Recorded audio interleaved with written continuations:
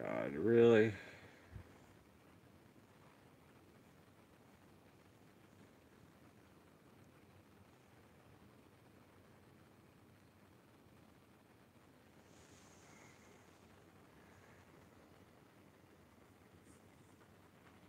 This is so stupid.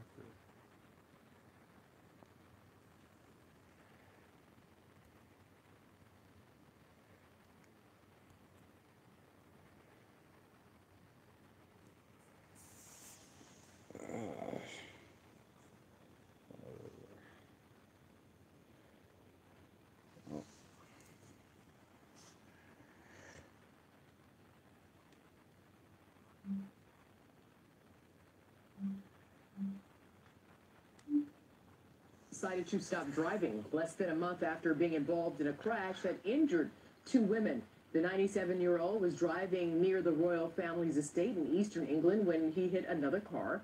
Prince Philip wasn't hurt, although he had to be helped out of his overturned car. The royal was spotted driving without a seatbelt just 2 days later.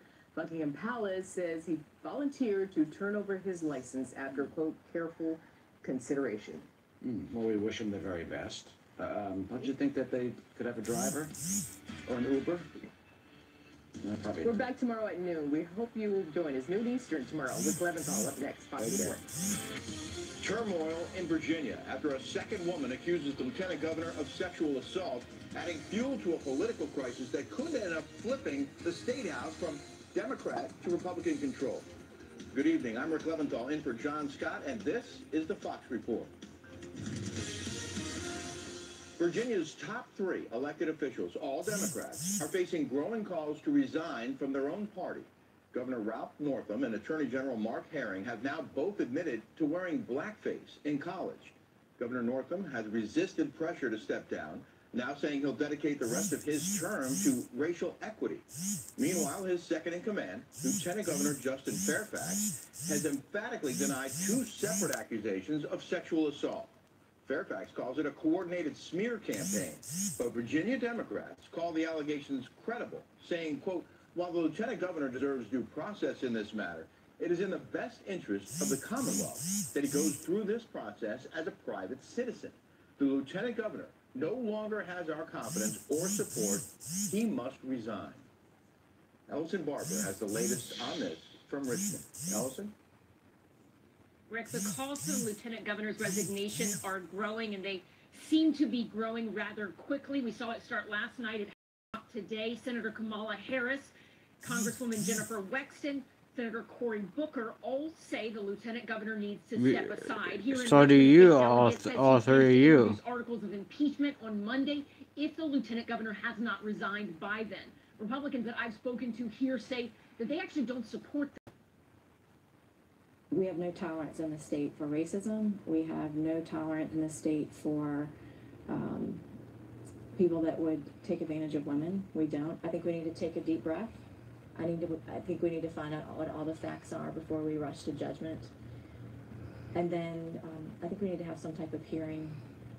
It'll be up to leadership to determine what those hearings look like. But I think everybody should get their fair shake at it. I think we should be considered innocent until proven guilty. Right now, Democrats are saying that he needs to step aside, but most Republicans seem to be saying that they want to wait and see. They want to see some sort of investigation. Rick? Yeah, there's an interesting difference here, Ellison, that the Democrats are the ones calling for the resignation of these Democratic lawmakers, and the Republicans are saying, hey, give them a chance. Right, they are on some. So they are when it comes to the lieutenant governor, but on governor, Governor Ralph Northam, as well as the Attorney General Mark Herring, they're saying that those guys do need to step aside. And remember, there are a lot of scandals here, but they aren't necessarily limited to just those three major ones, the three major key players. Other issues have come up as well. The lieutenant governor is under fire because of allegations of sexual assault. The governor and attorney general are under fire for dressing in blackface.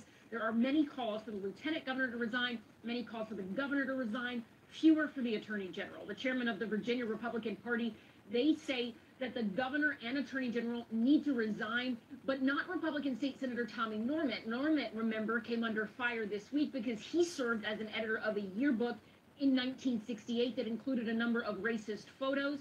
Mr. Norment says that he did not know about the photos and he wasn't in charge of them.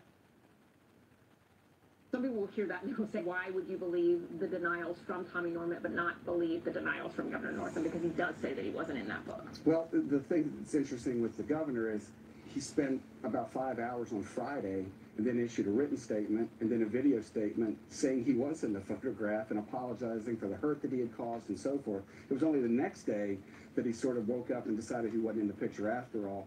Did admit, however, he had impersonated, Michael Jackson with blackface.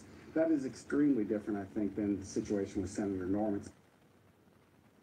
In his first interview since that racist photo became public, Governor Northam maintains he is not in the photo and told the Washington Post that he overreacted when he initially admitted to being one of the people in that photo. The governor says that he is not going to resign and he plans to spend the next 3 years, the remainder of his term, pursuing policies related to equity.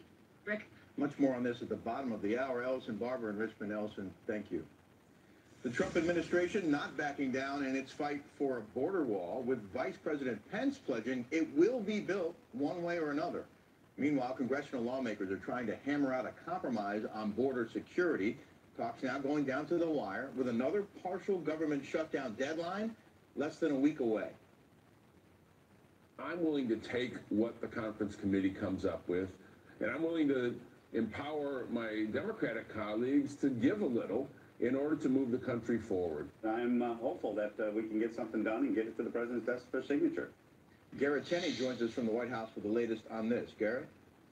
Well, Rick, this conference committee is really working against the clock here. We're told that they need to reach an agreement by Monday in order for both the House and the Senate to sign off it and for it to reach the president's desk and avoid another partial government shutdown on Friday. Now, there's been a lot of progress made over the last few days. We were told Democrats are likely willing to give the president somewhere between $1.3 and $1.6 billion for border security.